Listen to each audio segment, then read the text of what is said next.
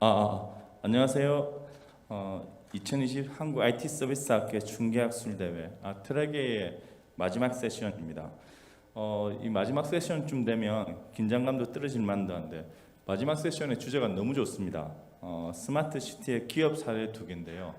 KT와 LG에서 이번 발표를 준비해 주십니다. 첫 번째 발표는 스마트 모빌리티 동향 및 발전 방향에 대해서 LG U+의 경광찬 PM께서 발표해 주실 예정이고, 두 번째 발표는 우리 KT에서 GPP 글로벌 감염병 확산 방지 플랫폼으로 발표해 주실 예정입니다. 마지막까지 아주 좋은 주제니까 여러분 온라인과 오프라인에서 열심히 경청해 주시기 바랍니다. 먼저 첫 번째 경광찬 LG U+ PM께서 발표해 주시겠습니다. 부탁드립니다.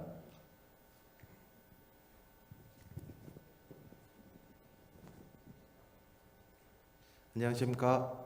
LG U+에서 스마트 시티를 맡고 있는 경광찬이라고 합니다. 시간 관계상 신속히 좀 진행 좀 하도록 하겠습니다. 오늘 말씀드릴 내용은 사실 스마트 모빌리티 동향 및 발전 방향이라고 제목을 줬다가 통신사의 비즈니스 모델이라고도 좀 바꿔봤는데요. 통신사의 비즈니스 모델 관련해서 말씀드리고요. 스마트 모빌리티라고 하는 큰 틀에서 가장 큰 틀은 스마트 시티가 될 것이고요.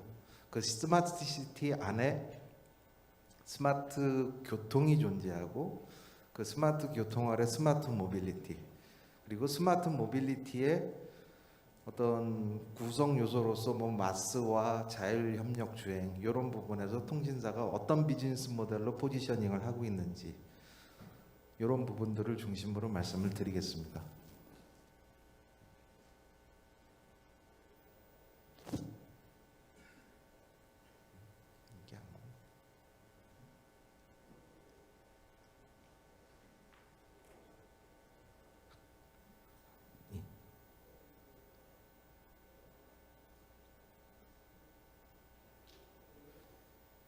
오늘 말씀드릴 순서는 폰트가 조금 깨졌는데요.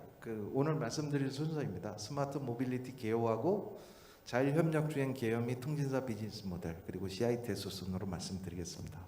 다음. 우선 모빌리티라고 하는 부분서부터 좀 개념을 잡고 시작을 하겠습니다. 이 모빌리티라고 하는 부분은 어떤 사람과 물건의 이동을 가능하게 하는 어떤 장치나 장비나 디바이스뿐만 아니라 이를 가능하게 해주는 인프라하고 도로 인프라도 될 수 있겠고요. 인프라와 그 제도까지도, 법 제도까지도 포함하는 개념이다라고 하는 부분 좀 유의 있게 봐주시고요. 그러면 스마트 자가 앞에 붙었는데요. 스마트 모빌리티에서 이 스마트 자가 앞에 붙었다라고 하는 부분이 무슨 의미냐면, 모빌리티에 어떤 사람의 이동을 효율적으로 할 수 있는 어떤 효율성이라고 하는 부분과 편리성, 요즘 라스트 마일이라고 하는 부분하고 퍼스트 마일이라고 하는 용어들이 많이 나오는데요. 이용자의 어떤 편리성 그리고 비용 최저가까지도 포괄하는 개념이 스마트 모빌리티다라고 보시면 되겠습니다. 다음. 그래서 이런 모빌리티들이 최근에 변화하고 있는 세 가지 내지는 네 가지 패러다임의 변화에 대해서 먼저 말씀을 드리고 자율협력 주행 이런 부분들로 세부로 좀 들어가겠습니다. 이 첫 번째 변화가 전기자동차고요. 두 번째 변화가 자율주행차입니다. 제가 협력이란 단어를 굳이 넣은 이유는 뒤에서 설명을 좀 드리겠습니다. 세 번째가 공유자동차입니다. 우리나라에서는 좀 잘 안 되고 있는데요. 이 부분이 좀 아쉬운 부분이고요. 그 다음에 이게 흐릿하게 보이지만 자료집 보시면은 퍼스널 모빌리티라고 그러고 PMV라고 요즘 많이 부르는데요. 개인 이동수단, 대표적으로 자전거나 이런 킥보드 같은 거, 이런 부분들 되겠고요. 그래서 이를 아우르는 부분이 사실은 마스라고 부르는 통합 모빌리티 서비스다라고 말씀을 드릴 수 있겠습니다. 그래서 이 부분을 하나하나 좀 설명을 드리겠습니다. 다음. 우선 전기자동차라고 하는 부분인데요. 전기자동차는 19세기에 에디슨이 발명을 했답니다. 저도 공부를 하면서 처음 들었는데요. 근데 내연기관에 비해서 그 당시만 해도 상당히 동력이 딸리고 비효율적이었다. 그래서 어떤 이동체에 대해서는 경제성이 제일 우선이다라고 하는 개념에서 좀 이 그 전기 자동차가 19세기에 발명이 됐더라도 이용이 안 됐었던 것 같고요. 일단 전기 자동차는 현재 전 세계적으로 약 13억 대가 존재한답니다. 전 세계 자동차 수가 약 13억 대고요. 전 세계 연간 자동차 수가 1억 대가 조금 안 됩니다. 요 코로나 때문에 더 떨어지고 있는 추세인데요. 그 중에 전기 자동차 보급 대수가 2017년 누적으로 약 310만 대입니다. 그래서 조금 성장세가 굉장히 가파르게 성장을 하고 있고요. 여러분들 도로 차량 운행하시면은 이 파란색, 하늘색 번호판 많이 보실 텐데요. 그래도 전기 자동차가 많이 지금 보급이 되어가고 있는 상황이다라고 보시면 되겠고요. 그 전기 자동차 판매에서는 독보적으로 이 테슬라가 글로벌리 넘버원 그 전기 자동차 생산 OEM 벤더가 되겠습니다. 그래서 전기 자동차는 성장세에 있고, 그리고 그 중에 제일 글로벌 벤더가 테슬라더라 하는 부분 좀 기억해 두시면 좋을 것 같고요. 그 다음, 그래서 국내는 지금 전기 자동차 분야에서 그 현대 기아차를 중심으로 해서 저희 그룹사인 LG화학, SK이노베이션, 삼성 SDI 이렇게 배터리를 만드는 기업들이 합종 연행을 하고 있다라고 보시면 되겠고요. 그리고 해외는 그 도요타와 파나소닉, 자동차 OEM 벤더하고 전자회사죠. 파나소닉이 삼성전자에 밀려서 백색가전 부분들은 많이 접었습니다, 사업을. 그래서 도요타와 파나소닉, 그리고 BMW와 솔리드 파워라고 하는 미국 업체, 이건 전적으로 배터리 업체입니다. 그리고 폭스바겐하고 퀀텀스케이프라고 하는 미국 기업들, 이런 기업들이 서로 합종 연행을 해서 그 생산 라인을 구축을 하고 본격적으로 전기 자동차 시장에 뛰어들고 있습니다. 다음. 그 다음이 이제 자율주행차인데요. 자율주행차는 우리나라가 사실은 미국이나 이런 선진국들에 비해서 많이 밀려 있습니다. 많이 밀려 있다라고 하는 부분이 어떤 실증을 하고 상용화를 추진하는 과정이 양적으로 질적으로 조금 처져 있는 상태다라고 보시면 되겠습니다. 그래서 우리나라에서 제 2018년 기준으로 실도로를 주행할 수 있는 그 자율주행 임시 면허를 보유한 차량 대수가 약 60여 대밖에 안 됩니다. 그래서 그런 어떤 자율주행을 테스트하고 실증하고 상용할 수 있는 기반을 만들어가는 부분이 워낙 부족하다 보니까 조금 뒤처져 있는 단계다라고 보시면 되겠고요. 그 자율주행차 하면 구글 웨이모가 거의 독보적인 1위를 차지를 하고 있습니다. 이 누적 그 주행 거리로 따지거나 또 상용화까지 지금 하고 있습니다. 그래서 이런 부분들이 굉장히 좀 차이가 많이 나는 부분이다라고 보시면 되겠고요. 그리고 2위가 GM, 3위가 포드, 이런 순으로 지금 진행이 되고 있고요. 현대자동차가 올해 레벨 3까지 그 자율주행 차량 전용 플랫폼을 완성하고 레벨 3의 자율주행차를 양산할 계획을 갖고 있다라고 지금 발표를 하고 있습니다. 결과는 좀 봐야겠는데요. 다음. 그 세 번째 패러다임의 변화라고 하는 부분이 모빌리티의 그 공유자동차입니다. 공유자동차라고 하는 부분은 등장의 어떤 배경이라고 할 수 있는 부분이 사실 꼭 자동차를 내가 소유해야만 하느냐, 보다 저렴한 비용으로 내가 자동차를 소유한 것처럼 이용할 수 없느냐라고 하는 부분에서 개념에서 출발을 했던 것이고요. 그래서 공유자동차는 크게 카쉐어링과 라이드 헤일링으로 나눌 수 있습니다. 카쉐어링이라고 하는 부분은 문자 그대로 그 렌터카라고 보시면 되는데요. 기존의 렌터카하고 달라서 그 대여하고 반납하는 장소가 좀 자유롭다라고 하는 장점이 있습니다. 그와 아울러서 요즘 굉장히 우리나라 그 사회적으로 많이 이슈가 됐던 타다라고 하는 기사들 많이 보셨을 텐데요. 요 라이드 헤일링입니다. 쉽게 말씀드리면 라이드 헤일링 개념의 공유 자동차 서비스는 여러분들도 여러분들 차량 가지고 그 본업이 됐든 부업이 됐든 이 운송 서비스를 이동 서비스를 제공할 수 있는 그런 개념이라고 보시면 되는데요. 글로벌리는 우버 그리고 중국의 디디추싱 그리고 그랩이라고 하는 싱가포르에서 만들어지고 지금 동남아 말레이시아를 비롯해서 동남아에서 굉장히 이용을 많이 하고 있는 이 그랩이라고 하는 서비스를 예로 들 수 있습니다. 그리고 점점 승용 택시 개념에서 셔틀 개념으로도 발전을 해나가고 있다라고 하는 부분도 좀 주의 깊게 보실 필요가 있을 것 같습니다. 다음. 그래서 공유 자동차의 어떤 기업들의 어떤 기업 가치 측면에서 순위를 좀 매겨보면요. 우버라고 하는 기업의 기업 가치가 2009년 기준으로 900억 달러입니다. 이거 뭐 공유 자동차 서비스 하나 갖고 이렇게 기업 가치가 높다라고 하는 부분. 특히 뭐 우버 같은 데는 뒤에서 말씀드릴 거지만 통합 모빌리티 서비스까지 제공하고 있습니다. 마스라고 하는.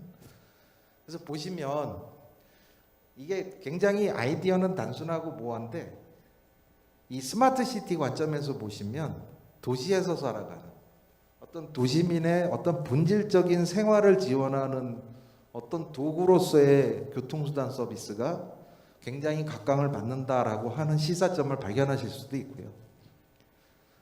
그래서 쭉 글로벌리 라이드 헤일링 기반의 어떤 공유 자동차 서비스를 제공하고 있는 서비스 업체들의 어떤 국가 소재지하고 기업 가치를 보시면 이런 공유차 서비스가 얼마나 그 황금알을 하는 시장인지 좀 보실 수 있을 것 같습니다. 아쉬운 부분이 있다면 우리나라 기업들이 이런 부분들을 좀 선점을 해서 해외로 진출해서 좀 발전했으면 하는 바람이 있는데요. 그런 부분들이 좀 안 되고 있는 부분이 안타깝고 그리고 뭐 어떻게 생각하실지 모르겠지만 저의 견해를 잠깐 말씀드리면 타다라고 하는 그 서비스는 사실은 그런 추세는 인정을 해야 된다라고 봅니다. 그 만족도 미국의 만족도 조사에서도 택시보다 이 라이드 헤일링 서비스가 훨씬 사용자 만족도가 높습니다. 그 뭐 마케팅 책에 보시면 뭐 공부하신 분들은 아실 테지만 소비자에게 애국심을 바라지 말란 얘기가 있지 않습니까? 그래서 그런 부분들이 대세는 대세인데 우리나라는 좀 이런 부분에서는 좀 그 국가 리갈 시스템 법제도적인 측면이나 정책적인 측면이 좀 모자란 부분이 없지 않나 하는 생각을 해봅니다. 다음. 그래서 모빌리티의 패러다임의 변화를 세 가지 혹은 네 가지를 말씀을 드렸고요. 이런 모빌리티 패러다임이 변화하면서 기존의 어떤 교통수단들과 결합된 통합형 서비스 제공이 그 마스라고 보시면 되겠고요. 그 마스라고 하는 부분은 시미니스 서비스 A to G 그리고 이용과 예약과 결제가 한 플랫폼에서 요게 키워드라고 보시면 되겠습니다. 다음. 그래서 통합 모빌리티 서비스 마스 등급이라고 하는 부분을 여기 화면이 좀 잘렸는데요. 마스 얼라이언스라고 하는 그 기구가 있습니다. 거기서 정의를 해놓은 부분인데요. 우리나라는 그 여기 2레벨에서 3레벨로 넘어가는 단계가 아닐까 생각을 해보고 있습니다. 어떤 단일 교통수단에 대해서 예약하고 결제하고 또 교통수단을 A라는 출발지에서 B라는 목적지로 갈 때 그 어떤 경로로 가는 것이 제일 효율적이냐 하는 그런 서비스들은 제공하고 있는 상태. 이 부분이 사실 레벨 2라고 보시면 되겠습니다. 다음. 그래서 우버라고 하는 데다 굉장히 무서운 회사인데요. 이 우버의 캐치프레이즈입니다. 이게. 그러니까 세상의 모든 것을 우리는 날른다. 심지어 사람까지도 날른다. 그래서 우버는 지금 그 드론 기반은 아닌 것 같고요. 그 플라잉 택시도 지금 항공 택시도 준비를 하고 있답니다. 그래서 항공, 뭐 해상, 육상, 뭐 또 PMV까지 모두 다 통합을 하는 어떤 마스 서비스를 준비를 하고 있다. 이런 상황에서 우리나라는 글쎄 어떻게 대비를 해야 될지 좀 고민이 되는 부분이 아닌지 모르겠습니다. 다음. 그래서 통합 모빌리티 서비스 사례인데요. 핀란드는 관주도로 민관 합동으로 추진이 되고 있습니다. 그래서 핀란드 중앙정부하고 그 핀란드의 수도인 헬싱키에 그 헬싱키 교통공사라고 하는 데하고 또 보시면은 민간업체 에릭슨, 또 지멘스, 우버 등이 지분 참여를 해서 지금 마스 서비스를 제공을 하고 있습니다. 그래서 뭐 그 단일 요금, 단일 교통수단에서 단일 요금을 내는 서비스를 비롯해서 그 무제한 499유로면 한 60만 원, 70만 원 정도 될까요? 그래서 요거를 한 달에 내고 거의 모든 교통수단을 자유로이 사용하는 그런 개념으로 지금 서비스를 제공하고 있습니다.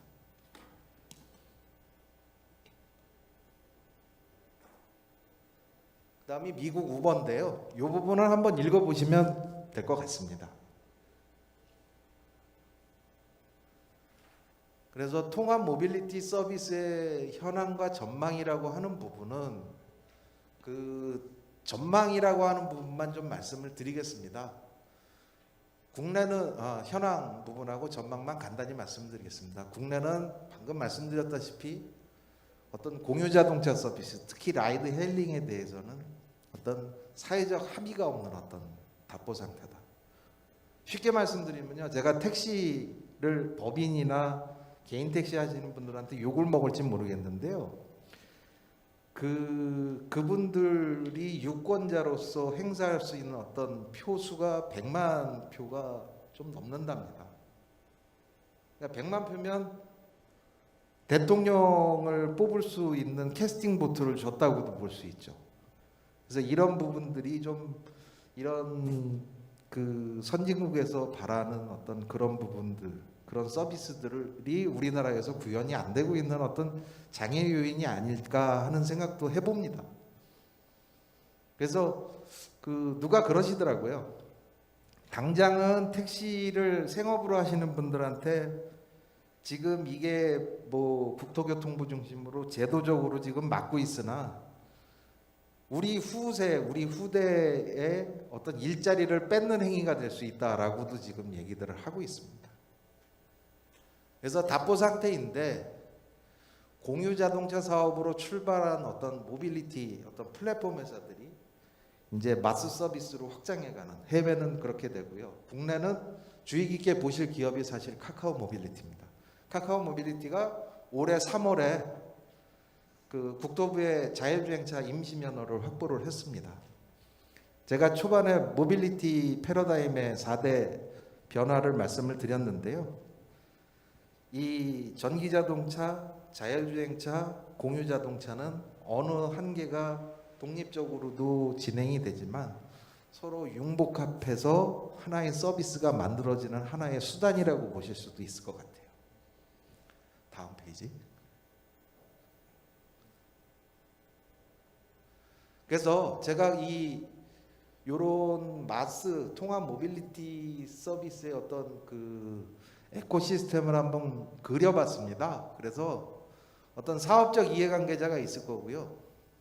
이게 포인터가 사업적 이해관계자가 있을 거고요. 그리고 그 사업적 이해관계자 안에는 역시 뭐니 해도 플랫폼 서비스를 제공하는 기업이 주도권을 쥘 것이고 거기에 저희 같은 통신사도 물려 있는 거고 또 결제 솔루션 기업도 물려 있을 거고 전문적으로 데이터를 서비스하는 기업 그리고 개별 교통 서비스를 제공하는 개별 교통 수단을 제공하는 기업들이 서로 맞물려서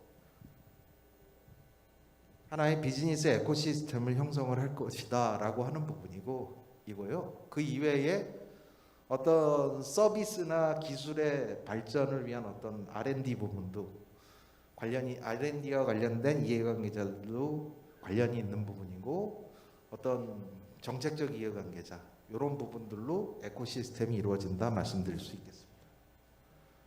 그래서 이런 통합 모빌리티 서비스의 필요성은 국가적으로도 인정을 했어요. 지금 스마트시티 국가 시범도시 진행을 하는데 세종시의 5-1 생활권의 국가 시범도시는 지금 여기 보시다시피 그 퍼스널 모빌리티 공유 서비스부터 시작해서 통합 모빌리티 서비스가 핵심 필수 과제로 정의가 되어 있습니다. 그래서 신도시에서 이런 부분들이 가장 좀 실증을 하고 실제 공공 서비스 관점에서 시작됐지만 이 부분이 지속 가능한 민간 스마트 시티 서비스로 발전할 수 있는 그런 기반을 국가적으로도 만들려고 노력을 하고 있다라고 말씀드릴 수 있겠습니다. 그래서 자율협력 주행 관련해서 이런 스마트 모빌리티 부분에서 그 통신사가 매달리고 있는 부분이 사실은 이 자율주행차입니다. 그래서 자율협력 주행이라고 하는 부분은 그 사상이 뭐냐면 자율주행차 혼자 안전한 운행을 100% 담보할 수 없다라는 데서 출발을 하는 거고요. 지능형 도로 인프라, 통신 네트워크 뭐 이런 부분들이 서로 결합돼야지 간결합이 된 상태에서 자율주행차가 안전하게 주행을 할 수 있다라고 하는 부분이 자율협력 주행의 개념이라고 보시면 되겠습니다. 그래서 자율협력 주행의 구성 요소는 이렇게 크게 5가지입니다. 어떤 VTX 통신 디바이스하고 통신망이 중간에 존재를 하고요. 자율주행차나 혹은 VTX 통신을 장착한 차량들 그리고 지능형 도로 인프라 그리고 플랫폼, 자율주행 플랫폼이 5대 자율협력 주행의 구성 요소라고 보시면 되겠습니다. 이런 사례들이 있는데요. 자율주행 셔틀 사례들입니다. 이 부분을 한번 봐주십시오. 그래서 저희가 그 작년에 그 실증을 한번 추진을 했었습니다. 그 자율협력 주행 실증 추진을 했는데요. 이 부분은 시간 관계상 스킵을 좀 하겠습니다. 그래서 동영상은 필요하신 분들은 저희가 제공을 해드리겠습니다. 그래서 자율협력 주행 관련 통신사의 비즈니스 모델은 뭐가 있겠느냐라고 하는 부분을 좀 간략히 설명을 드려야 되는데요.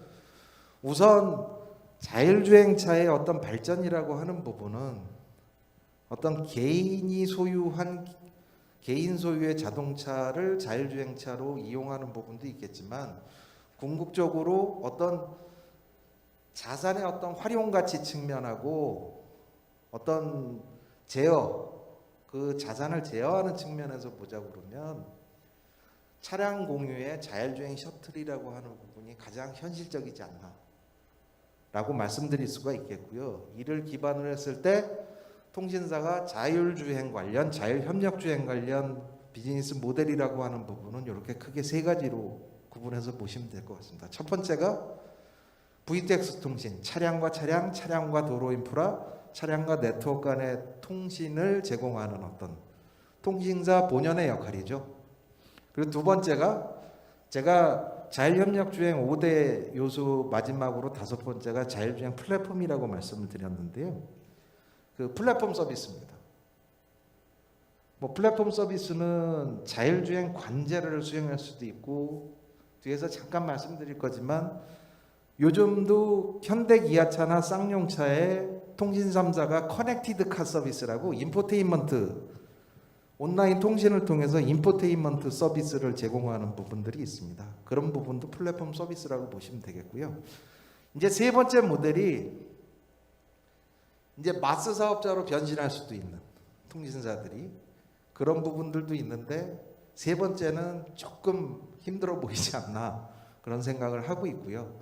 그래서 자율주행차와 관련된 비즈니스 모델은 전반적으로 통신사한테 한정돼 있다라고 말씀을 드릴 수 있겠습니다. 이런 한정된 부분들을 새로운 비즈니스 모델을 만들고 새로운 서비스를 만드는 부분도 사실은 저희 통신사도 노력을 해야 되는 부분이지만 이 뭐 국제과제나 이런 부분들 그리고 스마트 시티의 어떤 그 핵심 과제의 일환으로서도 좀 추진이 필요하다. 자꾸만 서비스를 개발하고 만들고 실증하고 이런 부분들이 산업적으로 활성화될 수 있도록 하는 그런 기반을 만들어주는 부분도 이제 정부에서 좀 검토를 하셔야 될 때가 아닌가 하는 생각을 해봅니다. 그래서 저희 통신사가 자율협력주행 관련해서 가져갈 수 있는 실질적인 지금 현재 어떤 비즈니스 모델이 통신망과 방금 말씀드렸던 인포테인먼트 컨텐츠 서비스 그리고 플랫폼 서비스입니다. 뭐 고정 밀치기 이 부분은 뭐 기술적으로 조금 난해한 부분이 있는데요. 그 GPS 정보의 오류를 잡아주는 그 RTK라고 하는 정밀치기 서비스가 있습니다. 이게 이제 GPS 차량에 달리듯이 정밀치기 RTK라고 해서 정밀치기를 잡아주는 요 디바이스가 하나 차량에 달려야 되고요. 이런 부분들을 통신사가 서비스들을 지금 하고 있습니다. 실제로 K사, S사 다 하고 있고요. 저희도 준비를 하고 있습니다. 그리고 다이나믹 정밀지도, 정밀지도라고 하는 부분은 쉽게 생각하시면 여러분들이 뭐 SKT가 제공하는 T맵이나 카카오 맵을 내비게이션으로 사용을 하시는데요. 실제 도로 주행을 하시다가 전방 300m 앞에 교차로에 내가 주행하는 방향의 신호가 현재 어떻다라고 표시해 줄 수 있는 서비스가 다이나믹 맵 서비스라고 보시면 되겠습니다. 실시간 정보입니다. 그리고 자율주행 관제 부분이 그 통신사가 가져갈 수 있는 비즈니스 모델이다라고 보시면 되겠습니다. 다음이 CITS인데요. 이 부분이 또 뜨거운 감자가 되고 있습니다. 거의 과열 경쟁 형식으로 진행이 되고 있고요.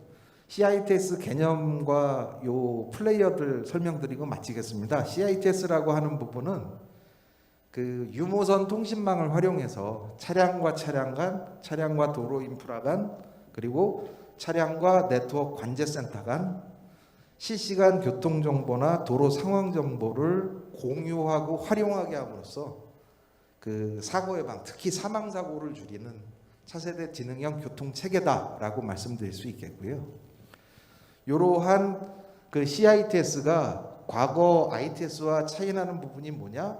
과거 ITS는 정보의 브로드캐스팅이고 교통 관리 위주로 구축이 됐었습니다. 근데 현재는 실시간성으로 정보를 공유하고 활용해서 사고를 줄인다.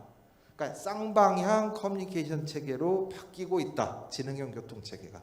이 부분이 CITS의 특징이라고 보시면 되겠습니다. 지금 설명드린 부분이 이 부분이고요. 그래서 지금 과거에는 시스템 통합 사업자들이 주로 ITS 사업에 진출을 많이 해서 구축을 많이 했었는데요. 점점 무게중심이 지금 통신사로 옮겨가고 있습니다. 그래서 일단 통신사가 CITS에서 가져갈 수 있는 비즈니스 모델이 뭐냐?